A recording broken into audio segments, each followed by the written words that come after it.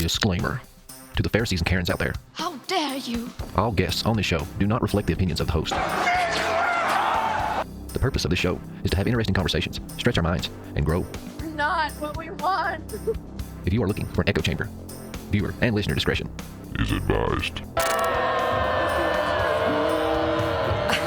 You talk about extreme.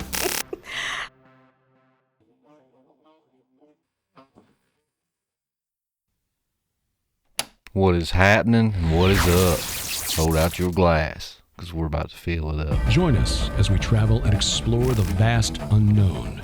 It's a hero's journey with dragons to slay, damsels to save, and innumerable treasures to hoard. Torches high. Look at it from a different perspective.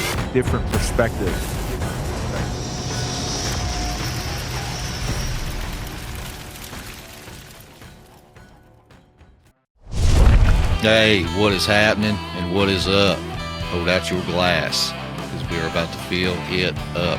Welcome to the Prometheus Lens Podcast, the place where the conversations are always enlightening.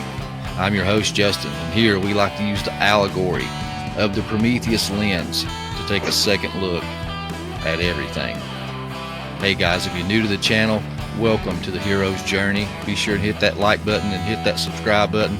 Down below, we'll have our socials. Be sure to check us out on our various platforms, and that would be very much appreciated. Well, today, guys, I have another enlightening episode for you guys, and this is going to be dark at times. It's going to be heavy at times, but it's going to be real. And we have to keep in mind Ephesians 5:11. It says, "Take no heed to the evil deeds of darkness, but yet expose them." And that's what we're going to do today. We have a man that's been making his rounds on some podcasting circuits, and I happened to catch him on a few of my friends' shows and reached out and got his contact info and wanted him to come on and tell his story.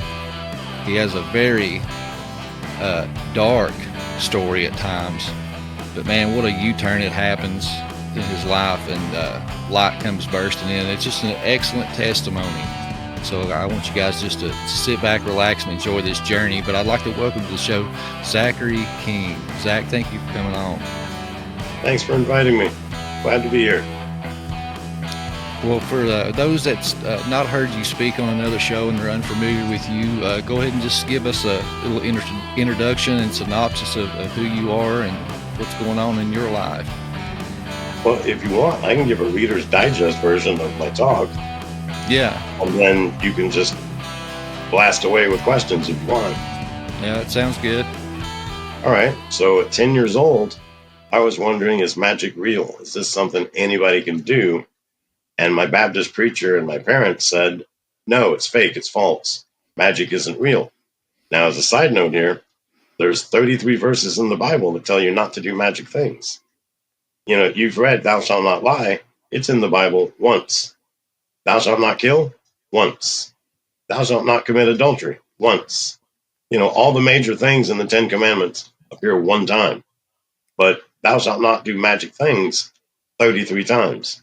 So it should be mildly important, and you must be able to do magic if God tells you not to. So right. Nobody read those things. I just set out to find out if magic worked. I did 3 magic spells for money. I got $5, $10, and $1,000. At that point, I know magic is real, and I can do this the rest of my life.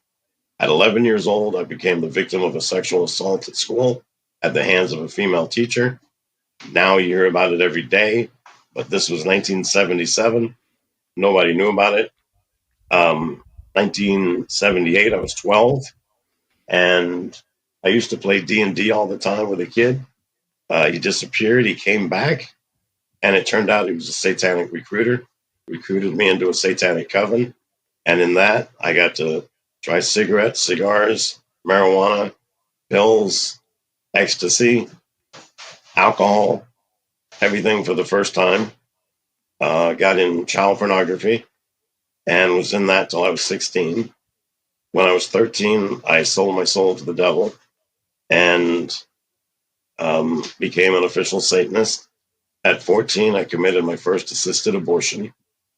At 18, I graduated from high school and went on to find a better coven, a new coven, because I was moving to a university.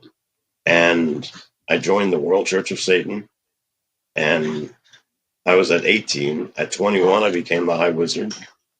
I was a High Wizard for 12 years. I made 1,200 rock stars in warehouse deals. I met up with actors and presidents and kings and queens and dignitaries and millionaires and billionaires. And at the age of 33, I decided I've had enough, but the only way to get out of Satanism is to die. And I didn't want to die because I didn't want to go to hell. So I escaped out of Satanism, and I had escaped for about 7 years. And then my salvation occurred. Just someone you had met and played Dungeons and Dragons with is the one that recruited you. Yeah, we met him when I was 10 years old. I was playing D&D with a group of older kids. And, it's a math-based game, and I was a math nerd. So, I love the game. And, obviously I cheated. Everybody cheated. Everybody, rolled that die 1,000,000 times to get the perfect score for their character. And, you'd make as many characters as you could because you knew during certain campaigns your character is going to die, and you don't want to kill off a perfect character. So, we had multiple characters, and this kid was always like an elf or something tiny, but he was a thief, and he was fun to play with. And also, when I was like 10-ish, he disappeared. He stopped going to school. He stopped going to church. We didn't see him anymore, so we thought he moved away. When I was 12 years old, he came back into my circle of friends, and we found out that he didn't move away. He was homeschooled, and he started going to church at home, which we didn't know you could do that. And he was trained, and we didn't know what he was trained in. He didn't say what he was trained as. We didn't ask, but it turned out that he was trained to be a satanic recruiter. He's 12 years old and he's a satanic recruiter. And he told us about this place where he plays D&D with this group and a bunch of mostly adults, but they also believe magic is real. Well, I know magic's real. So I go and check them out. At my house, my mom, during the summer, my mom gives you 3 meals a day and a snack if she's in a good mood. But over there, you can live on snacks. They got a pantry full of candy bars. The first time I saw that, I started gathering up all the candy bars I liked. And they're like, oh, no, you don't have to get them all at once. Just as you want them, come back and get them. You don't have to ask anybody. You don't have to ask permission. You could also live on pizza, burgers, anything I wanted to eat, I just asked for, and they make it for me. Like at my house, in my 18 years of life, I think I had 5 pizzas, and they were all store-bought. We never ordered out from Domino's or Pizza Hut. It was just whatever the store sold. At my house, I could watch a G-rated movie, so a lot of Disney, or a PG-rated movie if it had been vetted by my dad first. But over here, I found out there were R-rated movies, X-rated movies, triple X-rated movies. And there were triple X-rated movies with kids in it my age saying, these are movies. You can be famous and be in movies. And imagine watching a movie on the big screen and the actors that are in that movie are sitting around you. Don't you feel privileged? I mean, you're watching an old John Wayne movie and John Wayne is sitting next to you in the movie theater, and they're telling me you'll be famous worldwide. Well, I wasn't sure if that was true, but after I'd been in a couple of movies, we started getting letters, and they were getting letters all along. And it's from a guy with a Japanese name living in Japan. So you know that your video made it to Japan. And it was like, when you're 12 years old, there's no internet. You can't just look somebody up like that. Like, they got my movie in Japan. Like, where are they seeing it? Is it in a theater? What's the setup? And we got multiple letters from all over the world. And to me, I'm famous. Right. I've got people writing into me. I've got fans writing into me. Now, at 12 years old, I don't think I'd heard the word pedophile till I was an adult. And it was a long time after being an adult. Pedophile just wasn't a common word. And if you'd have told us the people watching these movies aren't kids, it's adults that are pedophiles, we wouldn't have known what that was. Plus, we'd be shocked that it was adults watching. Because when we watch it, there might be an adult in the room that puts it up, sets it up for us, but they usually don't stay in the room. It's all kids that are watching it. So why would adults watch it? Man, that's just wild. Just even the psychology behind it. They identify kids that are from really strict families, or poverty-stricken families, or even just kids that ain't getting attention, and play on that. You're important, you're special, because I Right. mean, everybody wants to be important, everybody wants to be special, and they do this, and it's a very, very effective tactic. Now, this gatherings that you're talking about with the candy bars and the pizza and the movies, was this like a church of Satan, or was this just your acquaintance's house that all this stuff happened at? Where was this all taking place? The main place was a house. But when we shot the videos, sometimes they shot in that house, and sometimes they shot in neighboring towns. And we would go there, and there was abandoned buildings that these people had the keys to. Hi everybody, I'm Chris Vick. I'm the founder of Squatch Survival Gear, and today I'm here to talk to you about some of our most popular packs. In 2017, I founded Squatch Survival Gear because I was tired of seeing low-quality, mass-produced packs flooding the American market. I decided I'd make a pack that was 100% designed and manufactured in the United States, and today I'm here to talk to you about some of our most popular packs. This is the Night Howler. It was designed for EDC and travelers. As you can see, it's small. It's roughly 10 by 12 inches. It's designed for everyday carry. The pass-through pad allows you to put it on your luggage when you travel. This is the Rougarou. It's very civilianized, lots of attachment points. This is a 25-liter pack. We designed it for a little lighter load. If you need more than the Night Howler, you should try this. This is the Mothman, very similar to the Rougarou, roughly the same size, but it's designed for carrying a much heavier load. The removable waist belt will help you carry that extra load. You've also got your retaining strap if you're going to take that on a travel trip. This is the Kakamora. This would be your first 72-hour pack, as we used to say in the Army. It comes with an internal frame, totally adjustable straps, heavily padded. You can carry heavy loads, carry lots of gear. This is the Rock Ape. It's a 45-liter pack. Same internal frame, same great padded straps that you like, with a few extra features. If you're wondering what's with all the crazy names, well, that's because finding 100% American made is as hard as finding Bigfoot in the woods. When you're ready to carry our packs, contact us at squatchsurvivalgear.com or any of our social medias.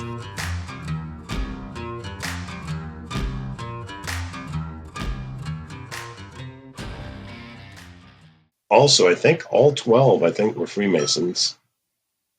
And it was encouraged in my Baptist church to be a Freemason. And so I was looking forward to being 18. I was thinking about joining the Freemasons. My dad talked me out of it. And he didn't really have a reason. He just said, I don't think it's something you want to belong to. Basically, where your dad, he was really old school, and he knew, the deacons of the church were friends with the people that owned that house and that little boy you were going to. So they just assumed where they were affiliated with the church, that they were good people. And they were good people. Everything's okay. I'm not doing anything wrong. I mean, if they called my dad and said, can he have supper at our house?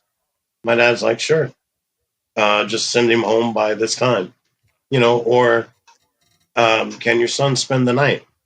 Yeah, that's fine. He'll need some pajamas and stuff. And they're like, well, we have pajamas over here that'll fit him. And Okay. I never belonged to the Church of Satan. So my first coven identified as an OTO coven. Now, since then, like in the last year, I've had people up in arms that belong to current OTO covens, and they're angry that I tell people I belong to an OTO coven. I was like, my coven identified as OTO.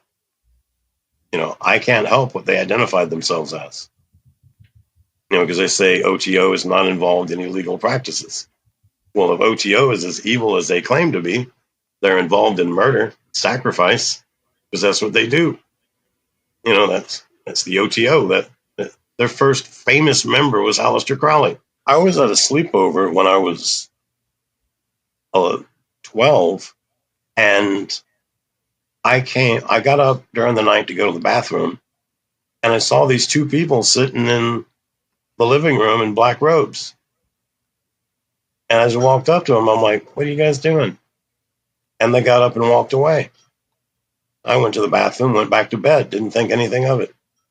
And it didn't occur to me that, satanic coven, remember that I grew up Baptist. So in the Baptist church, they taught us that Jesus defeated the devil on the cross 2,000 years ago. So Satan's no threat to us now. And that Satan is afraid of the Baptist church. Well, if Satan's afraid of the Baptist church and I'm Baptist, then Satan's afraid of me.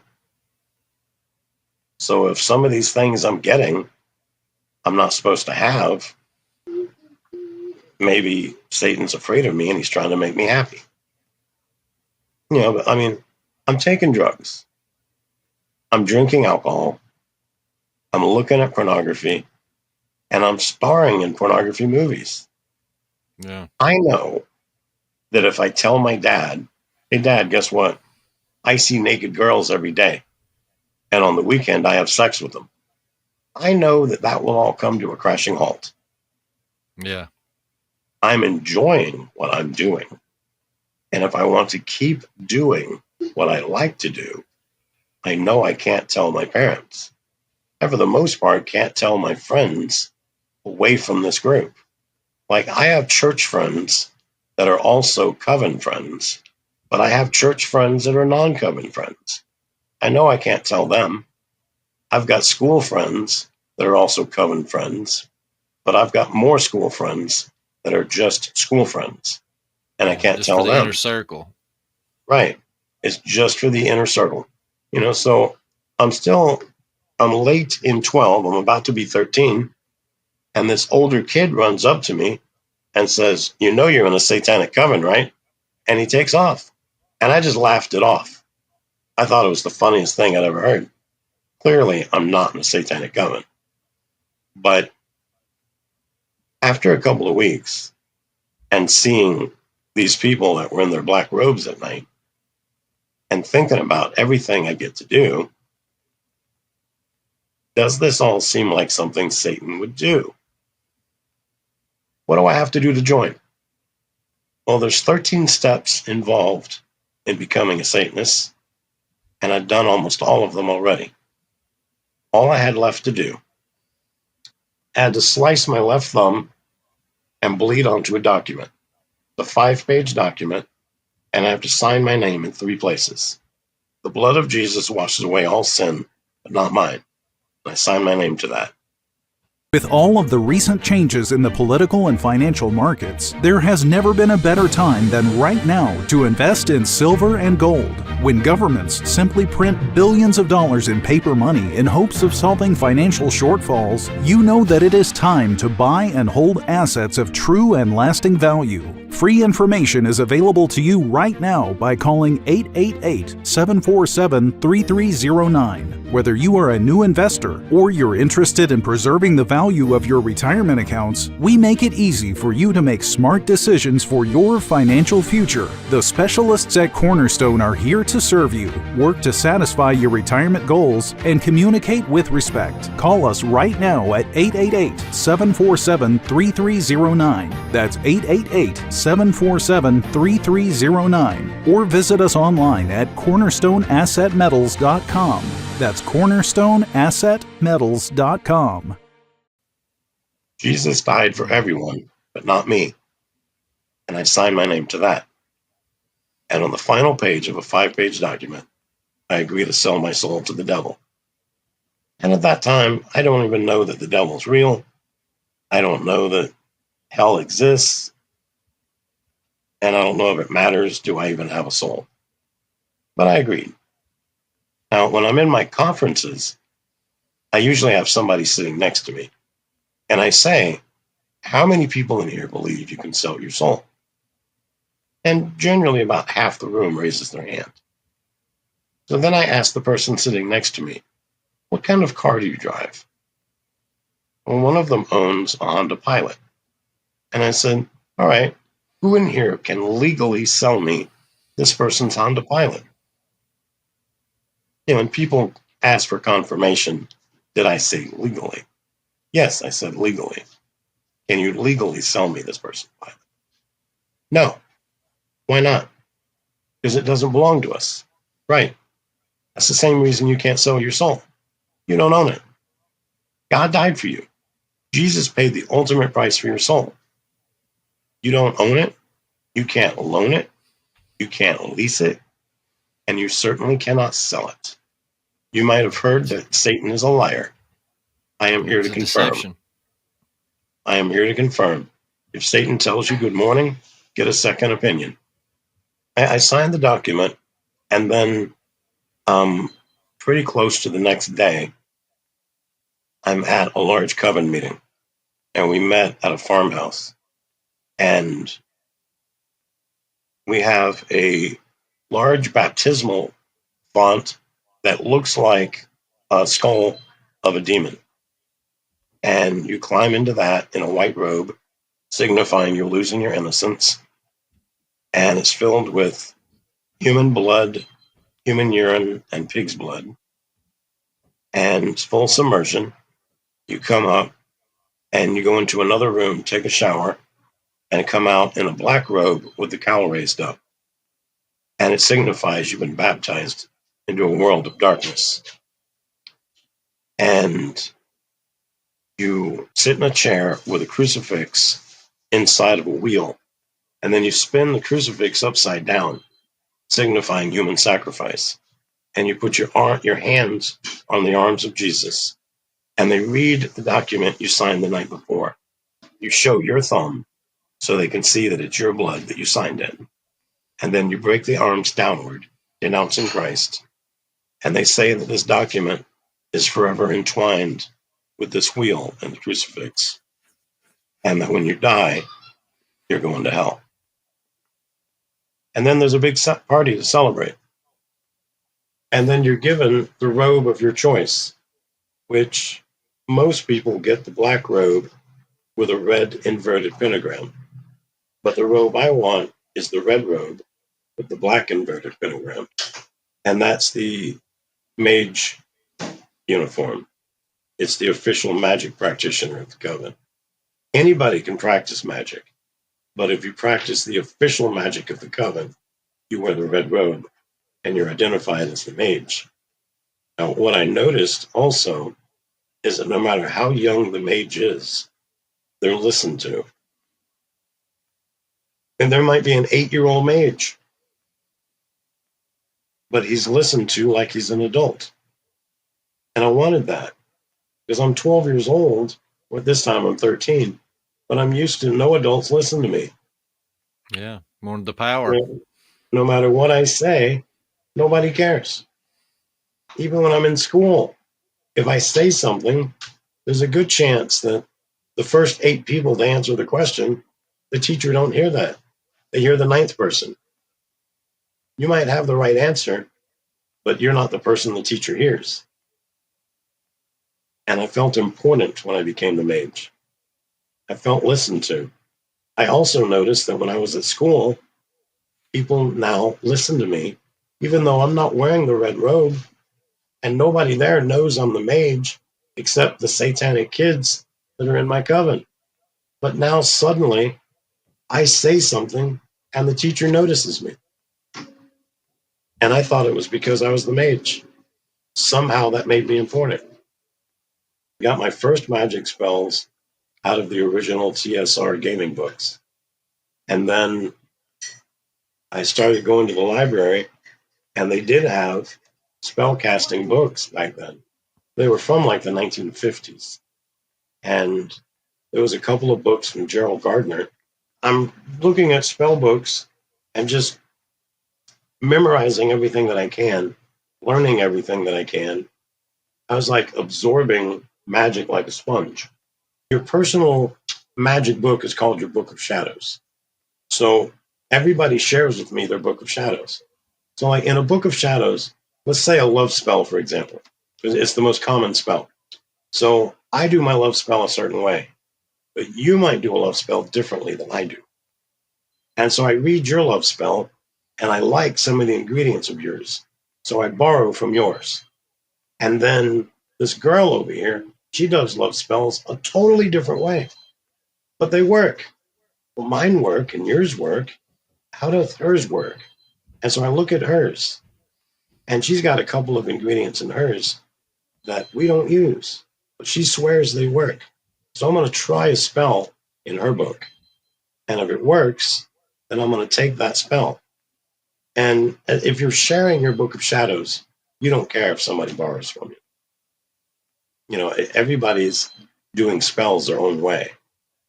And basically, when you're practicing witchcraft, you're not seeing magic as it really is.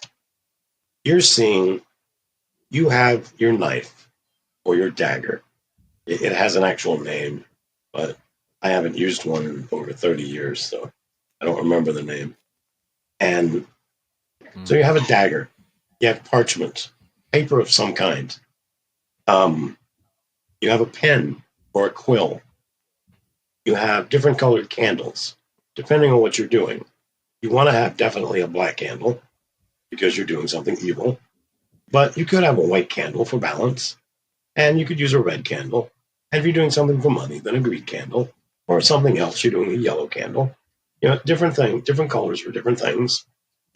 And then, you know, if you're going to use sage, or if you're going to use incense, or other type powders, other things that smell good, or things that smell bad.